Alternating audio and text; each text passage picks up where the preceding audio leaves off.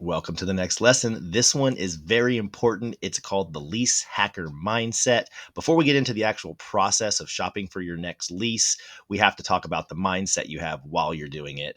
Um, I don't know why you're here. I can imagine you have many of the same reasons and experiences as me, but I hate going into the dealership and wasting 2 to 3 hours. I hate head to head, uncomfortable negotiations that are just awkward, and dealing with someone who's better at it than you. I hate having to make a decision under pressure.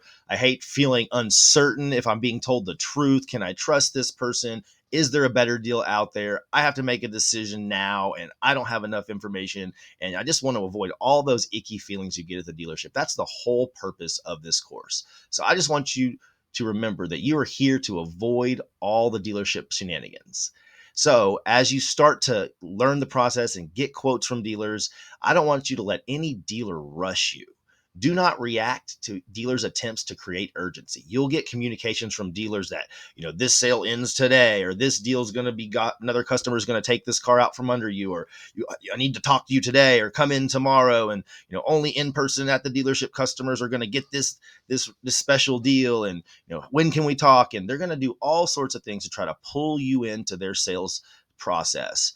And you don't need to fall into any of that. I'm going to teach you a payment grading scale that's going to give you the tools you need to recognize when you have a good quote, because you're going to have a whole bunch of other quotes to compare them to. Like I said, a scale to grade them with. So you'll know when urgency is called for. You don't need the dealership to rush you, because you'll know through your experience, through gathering quotes, when urgency is needed. And just don't also that as you start your journey in shopping for your new car, it's a process and you have to practice and do it and get better at it. And you will get better the more you do it.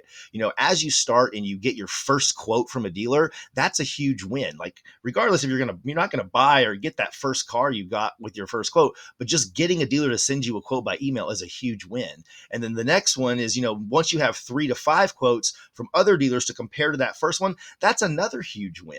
And you may not get a car from any of those dealers, but you get better at communicating. You get better at gathering the quotes. You learn how to do it quicker, faster, and more skillfully. And you may need to do that for many rounds, 3, 4, 5, 20, 30, 40 dealers. And the more times you do it, the better you get at it. And I just want you to know that options and patience are your negotiation superpowers. You don't have to be a good head-to-head negotiator to get a good deal. You have options and you have patience. That's what this course teaches you. That's the power that you have. I also want you to remember that you are in control. So do not let a salesperson confuse you or stress you out. If you get an email from somebody that's, just makes you uneasy or uncomfortable, just ignore them. Stop communicating with them. Stop communicating with dealers who will also not provide you with email quotes or cause you stress of any kind. Not all dealers are going to play ball as easily as we would hope. Most of them will, but anytime a dealer, you request a quote and they're not giving it to you, and they're coming back with whatever they're trying to say, and they're just not giving what you're asking for, just brush them aside. They're off the list. They lost their opportunity. We have other dealers to talk to.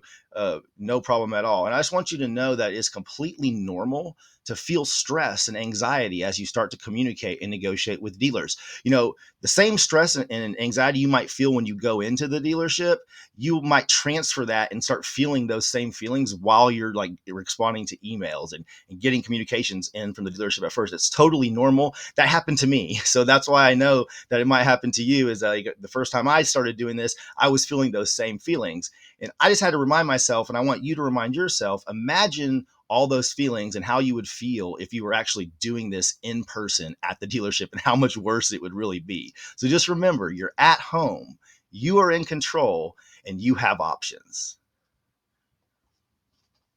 All right, this was important. Do not get on the phone during the quote request process. So while you're gathering quotes, the dealerships are going to bombard you with phone calls and text messages and just trying to get you into their sales process so they can sell you on whatever car they have and suck you in. You want to avoid any and all one-on-one sales conversations, whether by phone or by text. You are in control and you are corresponding to multiple dealers, and you do not have time to talk to any one of them. Well, we're getting quotes. We don't have time to talk to the dealer. We don't want to waste their time. We don't want to waste ours. We want to see numbers. We're getting quotes by email. We don't have time to talk.